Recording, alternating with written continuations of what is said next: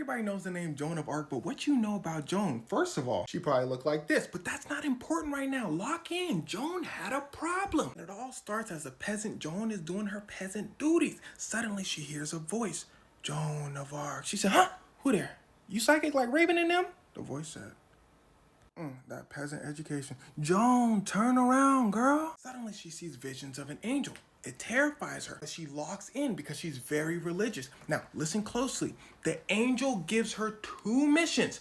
He says, one, you need to make France whole again because the English came in, took over, there was a civil war, it was a mess. And two, you need to make this guy named Charles the king. But Joan was like, didn't you hear the TikToker? I'm a peasant. Girl, what do you think I'm supposed to do? And she had a point. Think about it. Women are still fighting for equal pay today. What do you think it was like in the 1400s? The angel said, Joan, that's not my problem. So she does nothing, but the visions keep coming over and over again saying, girl, go do it. So she finally goes over to the general of her area and she's like, okay, I see vision and I'm supposed to save France. The general was like, woman? Joan says, yeah, take me to see Charles. The general goes, no. But remember, Joan has powers. She tells the general, okay, bet, but you are going to lose a major battle. He gets a report. It says, you just lost a major battle. The general goes, oh snap, get her a horse. She hops on a horse and dresses in male clothing. That's important. They take her to see Charles, the guy she wants to make king. But they weren't stupid. They weren't just gonna let anybody walk in. Charles was royalty. So one of his advisors pretends to be king and he dresses up next to him. Joan points him out. They go, she's chosen.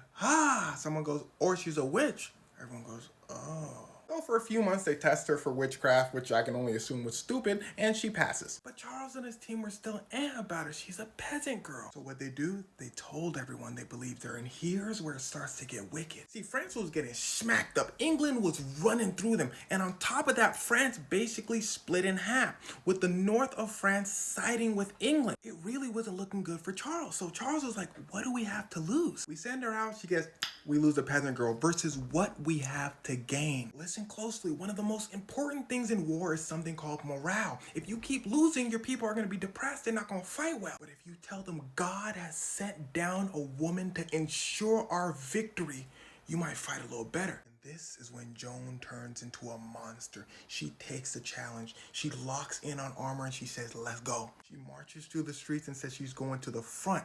The guys didn't want to be led by a girl, but to them, she was more than that. She was a symbol of hope, especially since she spoke in such a commanding, womanly way. And while it was on, they send her on an impossible mission to capture a very important fortress. She rides right in the thick of it, stunning everyone. And with her, she had legendary generals and lieutenants. They were not here to lose. Suddenly, she gets hit by an arrow, but that was the worst thing that can happen for the enemy because she takes it like a champ and keeps riding. Her troops start going hard and overwhelm the English. Boom! She gets hit again. And this time everyone thinks she's...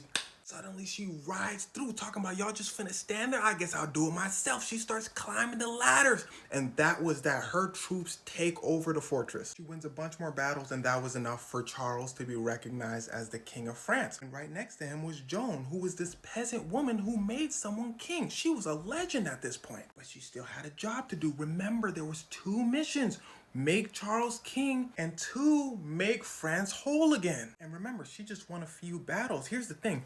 Wars are kind of like a best of 7. You win a few times, they win a few times. But we're going to go back, review our strategy, and anyone can win the championship. The king understood this. So Charles just wanted to take what they had and stop. Joan said, no, let's keep going. And this annoyed the king, but he let her go out anyway.